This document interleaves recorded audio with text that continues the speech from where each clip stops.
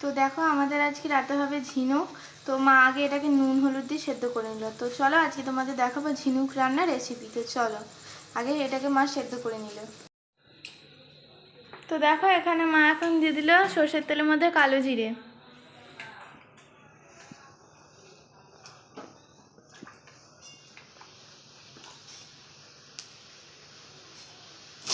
এবার দিয়ে দিল আলু।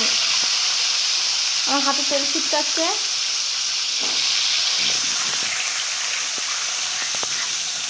আর আলুটাকে লাল লাল করে ভেজে নিয়ে তারপর তোমাদের সাথে দেখা হচ্ছে। তো মা যে মিক্সিতে যে মশলাটা করেছিল সেইটাতে একটু মশলা লেগেছিল, ওই জলটা মশলাগুলো ধুয়ে আর কি জলটা দিয়ে দিচ্ছে। তো যেহেতু রাতে রুটি দিয়ে খাওয়া হবে তো তাই জন্য একদম কষা কষা হচ্ছে, ঝোল ঝোল একদমই নয়। আর মা বাবা দিদা এরা রুটি দিয়ে খাবে, আমি কিন্তু খাবো ভাত দিয়ে। তো চলো একবারে রেডি হয়ে গেলে তোমাদের সাথে দেখা হচ্ছে। তো দেখো এখন বসে পড়েছি খেতে।